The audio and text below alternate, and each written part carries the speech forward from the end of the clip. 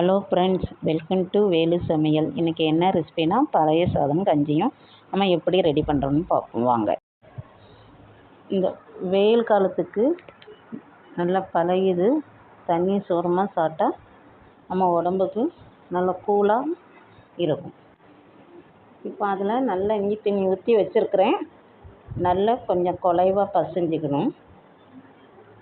உப்பு தேவைக்கானது போட்டுக்கணும். அதில் உப்பு போட்டு நல்லா பசைஞ்சிக்கணும். அதில்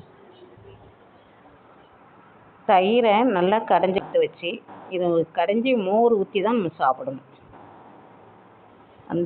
அந்த காலத்தில் எங்கள் பூட்டியாச்சுலாம் காலையில் எந்திரிச்சு பல் தொலைச்சிட்டு நீர் தண்ணி உப்பும் போட்டு தான் குடிப்பாங்க. உடம்புக்கு நல்லா ஆரோக்கியமாகவும் இருக்கும். அந்த பழைய சோத்தை 2 கைக்குத்து ஒரு பாத்திரத்தில் வச்சு அதிலே உப்பு போட்டிருக்கேன். 1 கிளாஸ் நீர் தண்ணி எடுத்து வச்சுருக்கிறேன். அந்த நீர் தண்ணியை அந்த சோத்தில் நம்ம ஊற்றணும். நல்ல சோறும் நீர் தண்ணியுமா ஒரு 11 மணி 10 மணிக்கு மாதிரி பருகுனா நல்ல வயிறு கூலாக இருக்கும்.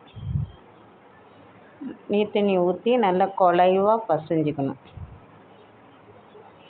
இதில் அந்த நீர் தண்ணியில் கொஞ்சம் ஊறுகாயும் போட்டு சேர்த்து பசைஞ்சால் நல்லாயிருக்கும். எனக்கு நார்த்தங்காய் ஊறுகாய் தான் ரொம்ப பிடிக்கும். நார்த்தங்காய் ஊற போட்டு வச்சுருக்கிறேன். அந்த நார்த்தங்காயும் ஒரு துண்டு போட்டு நல்லா பசைஞ்சு கொஞ்சம் மோரும் ஊற்றணும். மோரும் ஊற்றி நல்லா பசைஞ்சு அதில் பொடியும் வெங்காயத்தையும் கொஞ்சம் போட்டு அது அப்படி நம்ம அதுக்கு மேலே கொஞ்சம் மிச்சரும் போட்டுக்கலாம். பழைய சோத்துக்கு மிச்சரும் வெங்காயம் வச்சு சாப்பிட்டா வேறு ஒன்றுமே தேவையே இருக்காது. அவ்வளவுத்துக்கு நல்லாயிருக்கும். நானும் ஒரு 10-11 மணிக்கு அந்த தண்ணியை அப்படியே பருகிடுவேன். வெறும் நீர் தண்ணியும் அந்த ஊறுகாயும் போட்டு பசைஞ்சு இந்த தண்ணி குடித்தாலே வயிறு கூலாக இருக்கும்.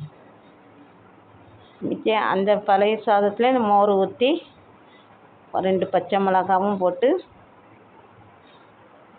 அந்த மிச்சரையும் மேலே போட்டுக்கணும்.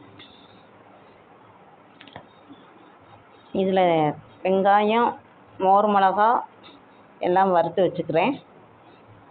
மிச்சரை அந்த சாதத்தில் போட்டு ஊற்றி விரகி சாப்பிட்டா நல்லாயிருக்கும். மாங்காய் ஊறுகாயும் செய்து வச்சுருக்கிறேன்.